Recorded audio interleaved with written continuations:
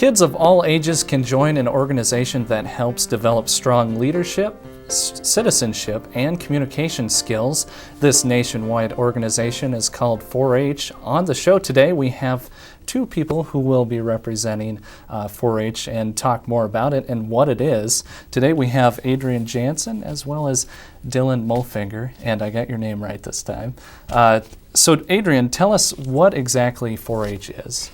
Well, 4-H, like you said, is a great program that the Iowa State University Extension Office does here in Woodbury County, and it's actually in all the counties in Iowa and across the nation. It's a place where youth can practice their communication skills, their leadership skills, their organizational skills. They learn all kinds of things about computers, about communicating through speaking, writing. They get opportunities that they wouldn't have otherwise, like going on trips, going to Washington, D.C. People go to different, we just had a 4-H'er from here in Sioux City who went down to the south to do a camp on computer skills and technology. So it's just so wide and it's so open where individual youth can learn specifically what they're looking to learn, and there's a place for everything from animals to sewing, but more than that is you can do woodworking. Anything that you're interested in, you can learn more, do more, and show it to others, and celebrate your achievements. Okay, and you were talking that there's so many opportunities. Tell us what some of those opportunities are should people become involved with 4-H. Well, and the first step to become a 4-H'er, as we call them, is to find a club. And to find a club, there's clubs in Sioux City, there's clubs all throughout the county. We have 24 clubs in Woodbury County, and sometimes we'll get new ones, and then sometimes some of the other clubs will fade. So it's just constantly changing and constantly growing as the need is there and as there's interest with people. So the first step to find a club is probably the best step if you don't know somebody who's in 4-H, you can ask them and see what club they're in and if they're enjoying that club and what that club does, because some clubs will focus on certain things that the leader or those club members are interested in. But also they can call the office, call our extension office, which is 276-2157, and we'd love to help them find the club that's perfect for them, convenient for them in the times that they meet, and also in the location and the people that are in the club.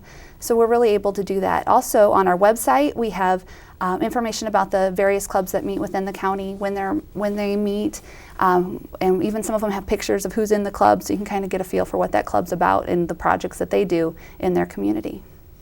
Certainly, and we actually have a 4-H member on the set, and Dylan, why don't you tell us more about your experience being involved with 4-H? I've been with the Grant Getters for about 8 years, and we're a pretty small club. We meet in the Holly Springs Church every first Sunday of the month, and we've gotten used to doing Christmas parties. We do a community service project every year where we clean the part of the highway that we adopted. Every year we always get together and go to the fair and show off our projects that we did. And we have projects throughout the year to help us get ready for the fair. And last year as a junior, I got onto the county council for 4-H, and I served as vice president, and this year as a senior, I serve as president for the county council. And I've just met a lot of friends throughout 4-H, done a lot of projects, and learned a lot of skills. I've focused more on communication and doing speeches during 4-H, and one of my favorite is extemporaneous speaking, and they give you a topic and you have to write a speech about it in 30 minutes. And I went to state last year as a junior for it, and it's a lot of fun. Okay, now you were talking about county council. For those of us who don't know what that is, tell what the role of that is. Well, it's several members of other 4-H clubs get together, and they're elected by the board at the extension office. And basically we plan events for the intermediate 4-H'ers, the junior 4-H'ers, and the senior 4-H'ers. And we also like to volunteer our time in the community and do service projects. For the intermediate 4-H'ers, we did have a haunted house this past Halloween, and it was a lot of fun. Provided a chance for kids to meet each other, get more involved in 4-H, and learn more about it. And during the fair, we always make sure to help out the judges. We just help everyone with their projects and help everything flow a little better. Okay, and I know that county council certainly has a lot of control at the fair, and what are some other things? Maybe I'm sure you've donated money to because you've raised money and it goes towards maybe memorials and improvements at the fair. Have you done any of that this year? Not right now, but we're looking at projects that we can do towards the fair. We've been thinking about, one of the funny projects is getting a big clock at the fair, because everyone walks around and wants to know what the time is. So we're thinking about trying to get a clock set up like in the middle and maybe put the county counts on it, or just basically saying that it's 4-H and showing that that we raised the money towards this and that we wanted to show off and give something back to the fair because they give us so much during that week. What is the difference between what you do on county council and what you do for your club? The county council gets more in depth into 4-H, and we kind of try and help out all the clubs and just make sure that the kids are learning about 4-H, that they can, if they ask us about it, we'll tell them. If they want to join, we'll provide material for them to join. And our club, you meet all of them and you try to get ready for the fair each year, and you'll do more things around the community that aren't so focused around 4-H, but just being a part of the community and helping out. Okay. Well, we're going to take a brief break and we're going to talk more about 4-H and your experience in 4-H, Dylan, and please stay with us.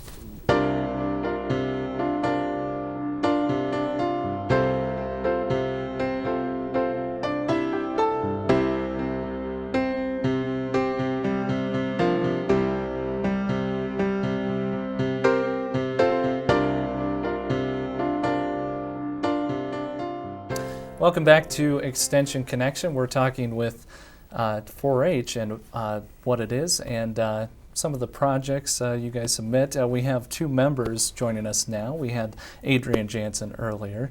I had trouble with her name earlier, but no problems with your names. We have Jared Schramm as well as Dylan Mulfinger. Back on the set again. And let's get more into detail with some of the projects you guys have submitted and worked on and submitted to the fair and at the county and state level. And Jared, talk more about what you have submitted. I'm more of a physical guy. I like the animals. I like the working with the wood. I do some home improvement projects. I fix up some old antique furniture.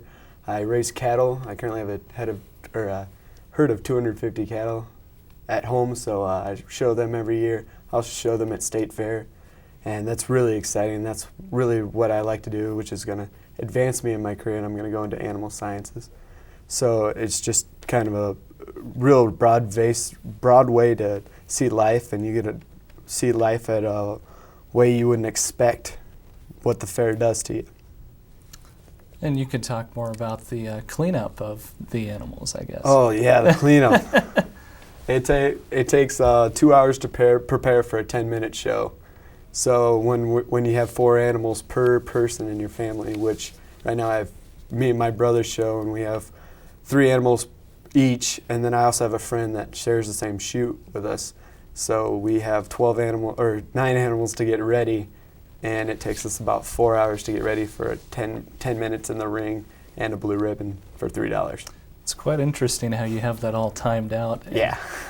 It's a lot of work because I was actually a member of 4-H and showed animals just like you did. Was there any maybe writing projects or anything that you submitted? Well, every project you show into the barn, you have to have a goal document for. So I do a whole bunch of write up there. I also did extemporaneous speaking 2 years ago and the year before that, and that was really exciting, kind of a new experience for me and got me on my toes. But I also, every time you have to speak to a judge when you're promoting your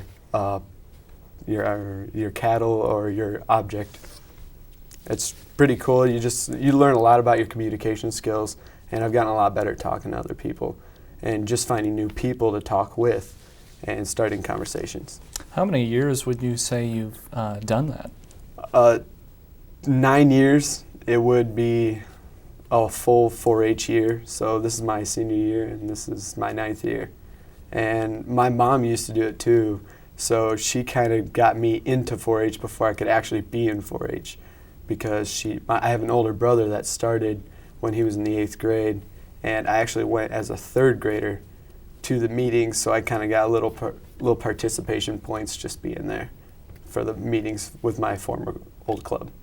Now, Dylan, have you shown any animals before? My first year starting out, I did show dairy, and like Jared said, it takes a lot of time to prepare them. And I remember always washing them right before the show, and you want to keep them clean, but it just seems like somehow they get dirt on them or something, and you gotta wipe it off really quick before the judge would go. And my older brother Taylor showed them too, and that's kind of how I got in 4-H. I had my older brothers always there, so I went to a lot of meetings before I could actually get in 4-H. And I've been in the Grand Go-Getters for about 8 years now. And just last year I showed horticulture, and I had a good-sized watermelon, and it got a purple ribbon, which I was pretty proud of. And I'd watch it sit there all week, and I couldn't eat it, and I was really upset. But I took it home and cracked it open, and it was delicious. Oh, very So, and we also, each year I started doing extemporaneous this year, and I went to state last year and met a lot of people, and it's just a great opportunity to work on your communication skills, like Jared said.